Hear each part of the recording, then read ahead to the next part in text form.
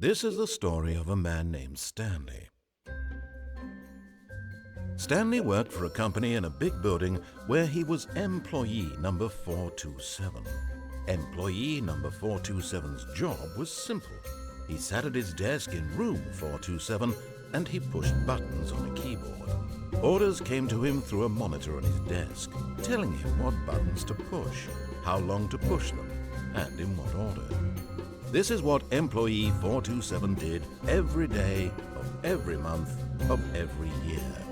And although others might have considered it soul-rending, Stanley relished every moment that the orders came in, as though he had been made exactly for this job. And Stanley was happy. And then one day, something very peculiar happened. Something that would forever change Stanley. Something he would never quite forget. He had been at his desk for nearly an hour when he realized that not one single order had arrived on the monitor for him to follow.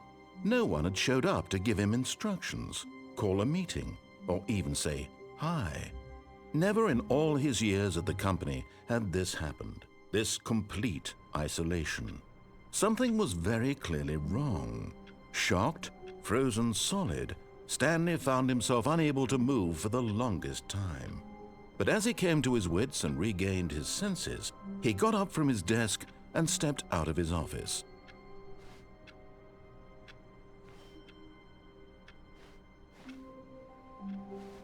All of his co-workers were gone. What could it mean? Stanley decided to go to the meeting room. Perhaps he had simply missed a memo. No matter how hard Stanley looked, he couldn't find a trace of his co-workers.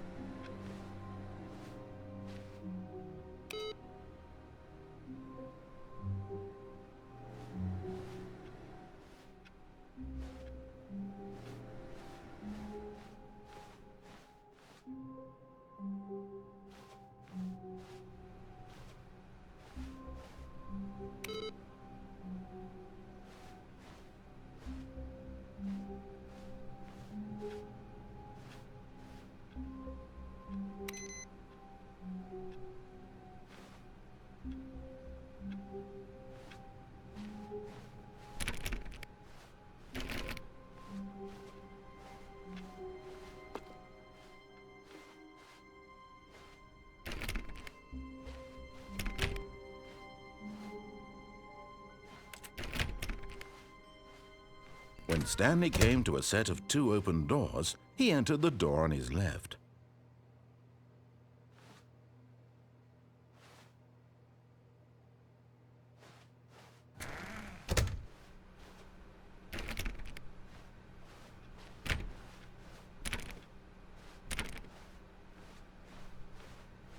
Yet there was not a single person here either. Feeling a wave of disbelief, Stanley decided to go up to his boss's office, hoping he might find an answer there.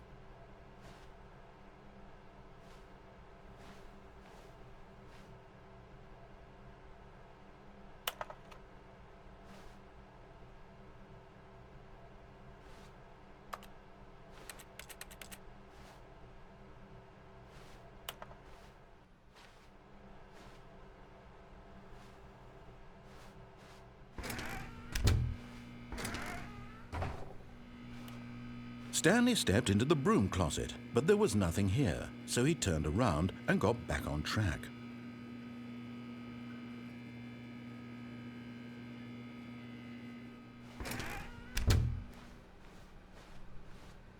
Coming to a staircase, Stanley walked upstairs to his boss's office.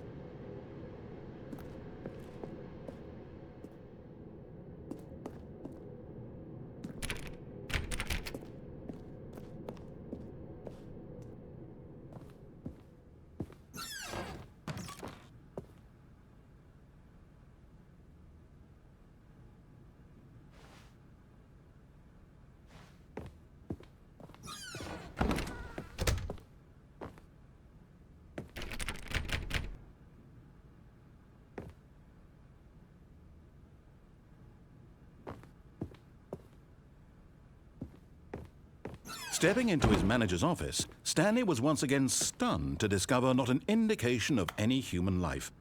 Shocked, Unraveled, Stanley wondered in disbelief who orchestrated this, what dark secret was being held from him. What he could not have known was that the keypad behind the boss's desk guarded the terrible truth that his boss had been keeping from him. And so the boss had assigned it an extra secret PIN number, 2845. But of course, Stanley couldn't possibly have known this.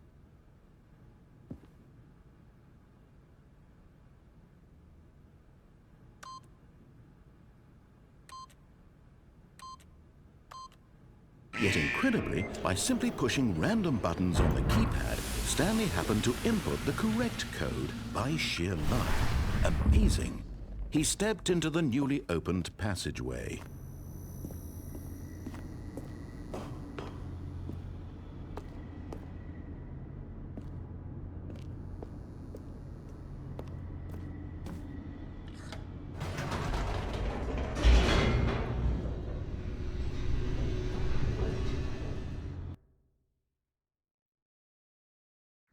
Descending deeper into the building, Stanley realized he felt a bit peculiar. It was a stirring of emotion in his chest, as though he felt more free to think for himself, to question the nature of his job. Why did he feel this now, when for years it had never occurred to him? This question would not go unanswered for long.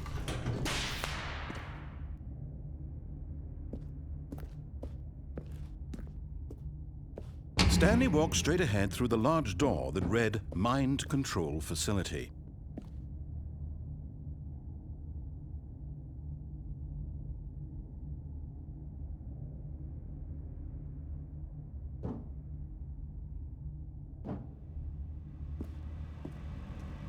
Although this passageway had the word escape written on it, the truth was that at the end of this hall, Stanley would meet his violent death.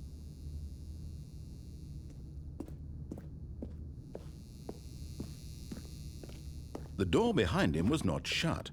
Stanley still had every opportunity to turn around and get back on track.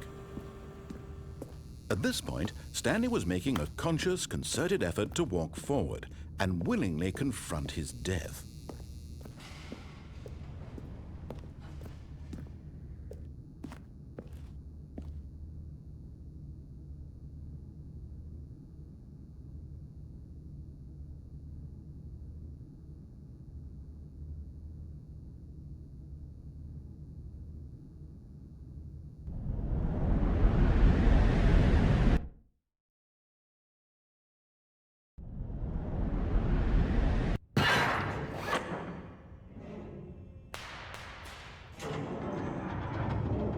As the machine whirred into motion and Stanley was inched closer and closer to his demise, he reflected that his life had been of no consequence whatsoever.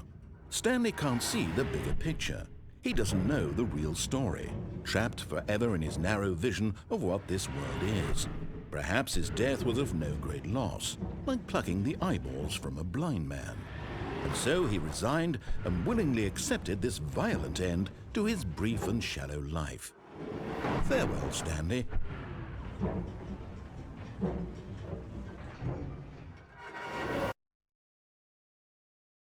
"Farewell, Stanley," cried the narrator, as Stanley was led helplessly into the enormous metal jaws.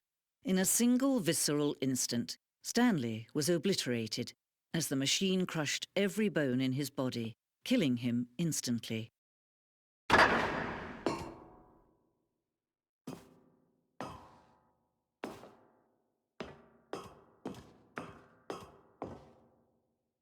And yet it would be just a few minutes before Stanley would restart the game, back in his office, as alive as ever. What exactly did the narrator think he was going to accomplish? When every path you can walk has been created for you long in advance, death becomes meaningless, making life the same. Do you see now? Do you see that Stanley was already dead from the moment he hit start?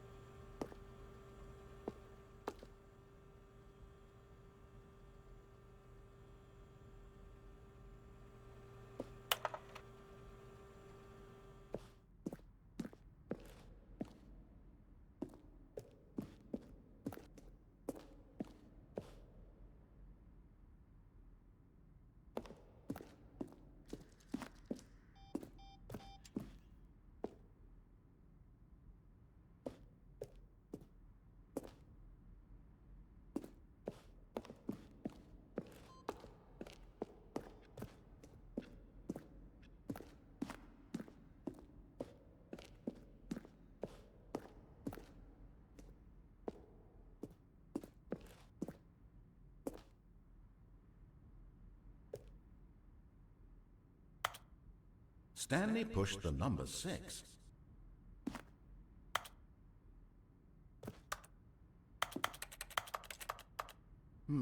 Let's see. Stanley walked through the green door. Stanley pushed the orange lever.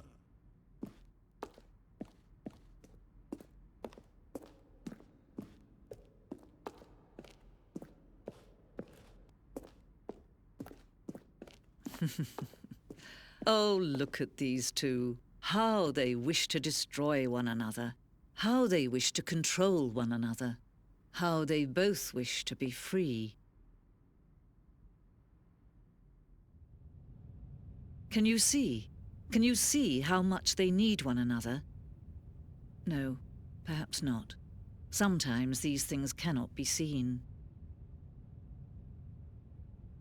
But listen to me. You can still save these two. You can stop the program before they both fail. Turn off your PlayStation. There's no other way to beat this game. As long as you move forward, you'll be walking someone else's path. Stop now and it'll be your only true choice. Whatever you do, choose it. Don't let time choose for you.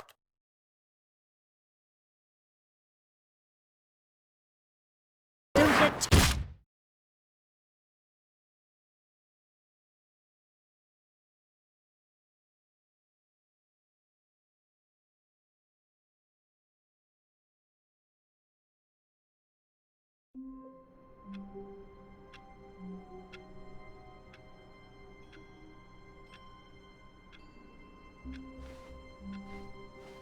All of his co-workers were gone. What could it mean? Stanley decided to go to the meeting room. Perhaps he had simply missed a memo.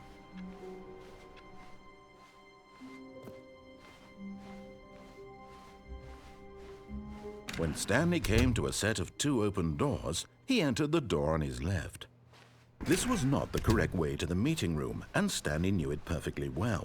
Perhaps he wanted to stop by the employee lounge first, just to admire it.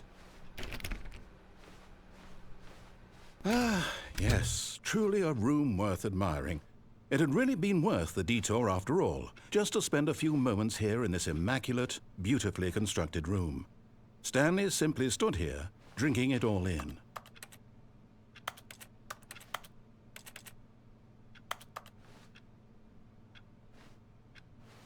Yes, really, really worth it being here in the room.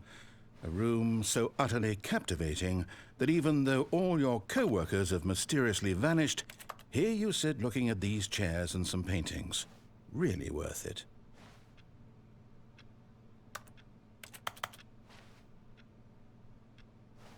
At this point, Stanley's obsession with this room bordered on creepy and reflected poorly on his overall personality.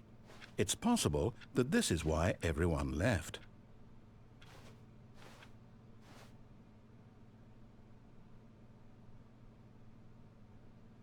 Stanley sat around waiting for more dialogue, but when a long time had passed and there was no more, he decided that the game was trying to send him a message.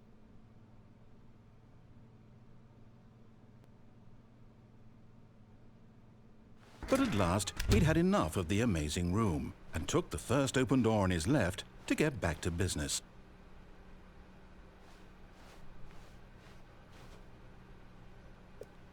Stanley was so bad at following directions, it's incredible he wasn't fired years ago.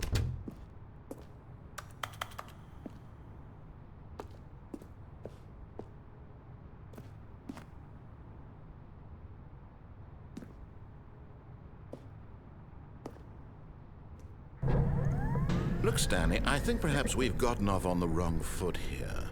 I'm not your enemy, really, I'm not.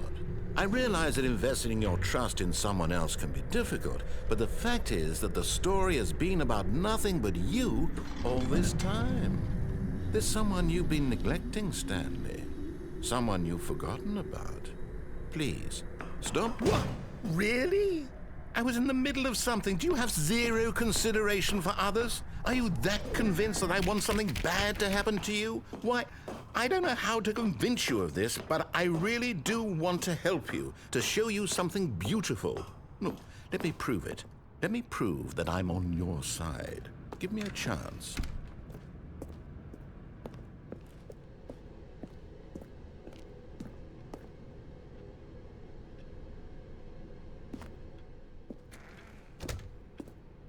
Now listen carefully, this is important.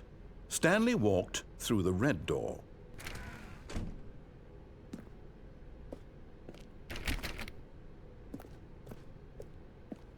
Aha, perhaps you misunderstood. Stanley walked through the red door.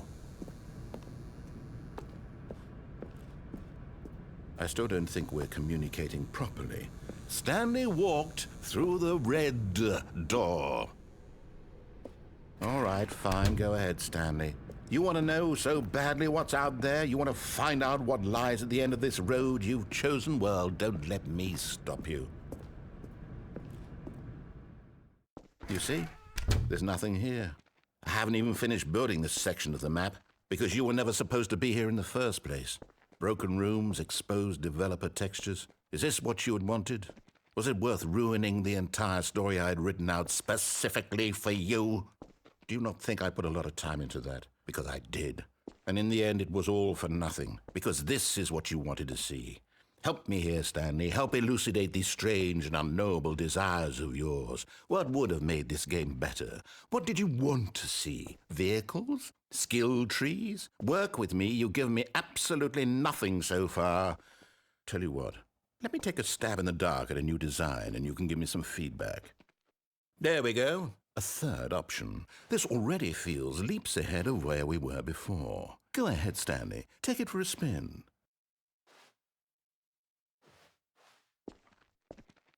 Okay, I'm going to stop you there. Now, tell me about your experience with this new version. Would you say that the game benefited from allowing you more choices? Feel free to be honest. I'm looking for some real critical feedback here. Okay, so we're getting somewhere. Clearly there's something here that speaks to you. If I can be honest here, I really don't have any idea where I'm going with this. This whole third door thing was just a stab in the dark.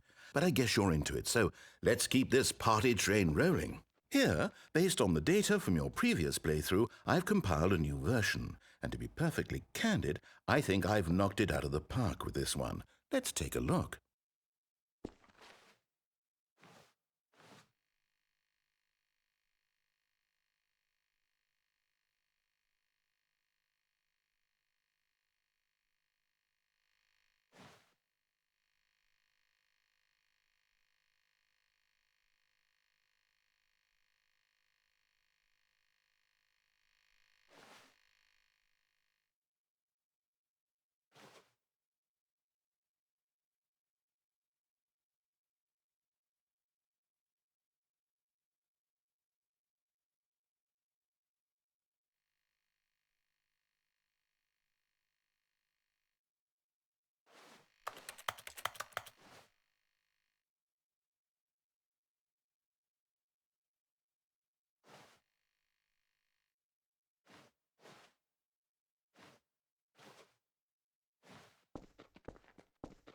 Now, would you say that competitive leaderboard helped you feel motivated to keep walking through doors? Again, honest answers, please.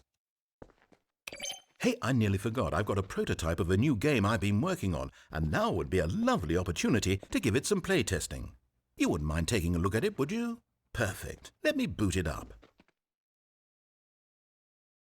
In this game, the baby crawls left towards danger. You click the button to move him back to the right, and if he reaches the fire, you fail. It's a very meaningful game, all about the desperation and tedium of endlessly confronting the demands of family life. I think the art world will really take notice. But of course, the message of the game only becomes clear once you've been playing it for about 4 hours. So why don't you give it 4 hours of play to make sure it's effective? Be sure to keep notes on your experience.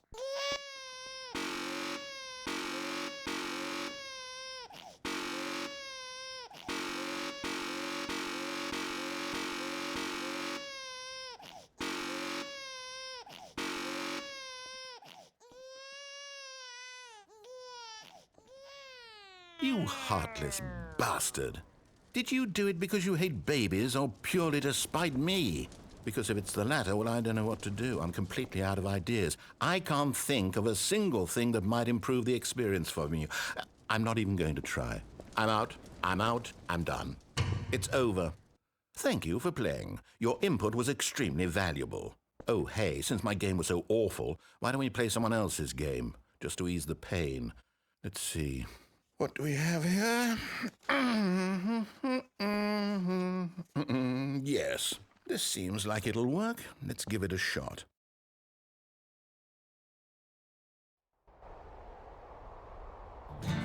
Aha! Fascinating. What do you think this game is about, Stanley? What's our backstory? What is our motivation? Well, it seems obvious to me that you are meant to play as a creepy man spying on innocent civilians below you from up high in your creep tower, perhaps for some sort of twisted, erotic purpose. Yes, that must be it. What a fascinating venture into the experience of total mental depravity. So far, I love everything about this game, Stanley. And it seems there's even more.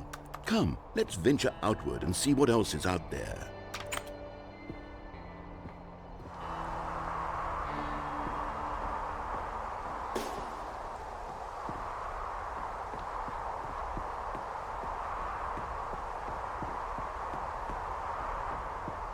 Oh, no. No, it can't be. It is. It's an open world game. Good God, quickly, block it off. Oh, thank goodness, Stanley. What a close call. You nearly wandered off into that thing. That big, open, just wandering around. No right or wrong directions. No path to follow. You can just go in any... Oh, thank heavens we avoided it. We're out of the woods now, Stanley. Okay, I'm going to get us out of here. Let's find another game. Preferably something with walls. Something with nice, big, insurmountable walls. Okay, I think this will be just the thing.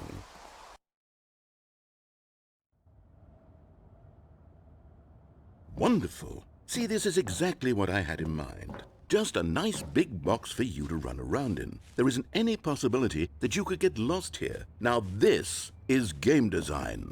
Stanley, if you manage to get lost in this game, I will be phenomenally impressed. Okay, so what exactly do we do here? Let's see. There are lots of cars here in the back, but obviously there's no racetrack. Okay, I'm seeing that there's a ball of some kind back here. Is this game sports ball? Stanley, I think it's sports ball. Oh, what fun. We shall run the bases and do a touchdown together? Yes, I think surely we must. Okay, Stanley, here's the ball. Have fun.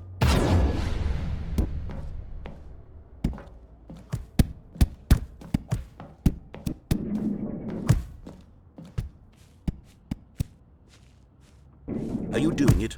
Are you winning? Is this fun? Is it better than my miserable little story that I worked so hard on? Stanley, I have a thought. And I realize I'm not a sportsologist, but if one ball generates a certain amount of raw adrenal pleasure, then surely multiple balls makes for an even more euphoric sports experience. I'm going to try it out. Here comes another ball. Yes! Oh goodness, that really does feel amazing, doesn't it? Stanley, I'm like a child in a confectionery shop. I simply have to have more. I'm insatiable. More balls!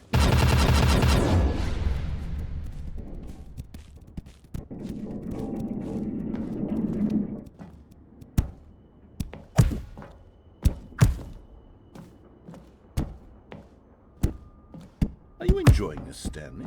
Are you having fun? Is this a real video game? Well, I sure hope you're having a good time, because guess what? It's over. That's right. Your little fun comes to an end. This is my game, and what I say goes. You get to have... Hold on. What are you doing?